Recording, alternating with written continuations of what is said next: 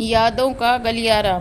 एक छोटे शहर में जहाँ पुरानी हवेलियों की कहानियाँ हवा में खुली हुई थी, वहीं एक टूटी फूटी हवेली के कोने में रिया रहती थी। रिया की आंखें हमेशा कुछ ढूंढती रहती थी, जैसे खोए हुए बचपन के टुकड़े।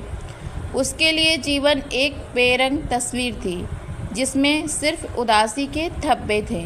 रिया 5 साल की थी जब उसके माता पिता एक सड़क दुर्घटना में चल बसे।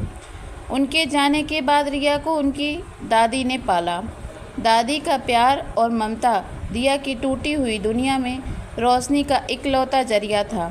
हर शाम दादी रिया को अपनी गोद में बिठाकर परियों की कहानियाँ सुनाती थी और रिया उन कहानियों में खो जाती। उसे लगता काश उसकी ज़िंदगी भी किसी परी कथा सी सुंदर होती। लेकिन समय ने एक और क्रूर मोड़ लिया। जब रिया 10 साल की हुई तो उसकी दादी भी उसे छोड़कर चली गई। अब रिया बिल्कुल अकेली रह गई थी। हवेली और भी वीरान हो गई और उसकी दीवारों पर उदासी की परतें और गहरी होती चली गई। रिया अपनी दादी के पुराने संदूक को खोलकर बैठ जाती और उसमें से उनकी साड़ी, उनकी चश्मा और उनकी कुछ पुरानी तस्वीरें निकाल कर देखती। हर चीज़ उसे दादी की याद दिलाती और उसकी आंखों में आंसू झरने लगते। समय बीतता गया, रिया बड़ी हुई, लेकिन उसका अकेलापन कभी कम नहीं हुआ। उसने अपनी पढ़ाई पूरी की और एक छोटी मोटी नौकरी करने लगी। उसका जीवन एक ढर्रे पर चल रहा था, जहाँ कोई उत्साह नहीं था, कोई उम्मीद नहीं थी।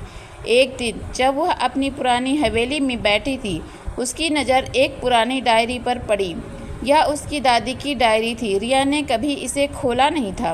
उसके हाथ कांप रहे थे जब उसने पहला पन्ना पलटा। दादी ने उसमें रिया के बचपन की छोटी छोटी बातें लिखी थी। उसकी पहली मुस्कान, उसके पहले कदम, उसके नटखट खेल। हर पन्ने पर दादी का प्यार छलकता था।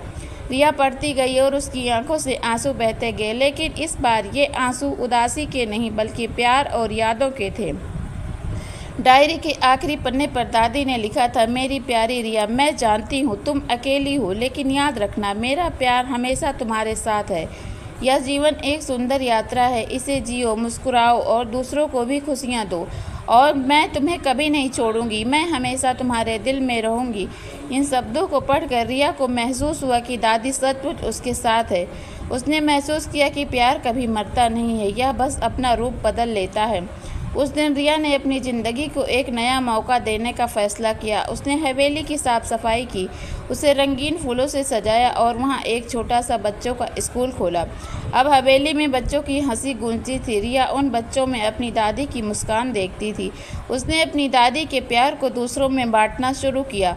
वह अकेली नहीं थी, उसके पास दादी की यादें थीं, उनका प्यार था और उन बच्चों की मासूम हंसी थी, जिसने उसके जीवन को फिर से रंगीन बना दिया था। रिया ने समझा कि ज़िंदगी में प्यार और यादें ही सबसे बड़ा धन होती है और यह धन कभी ख़त्म नहीं होता है।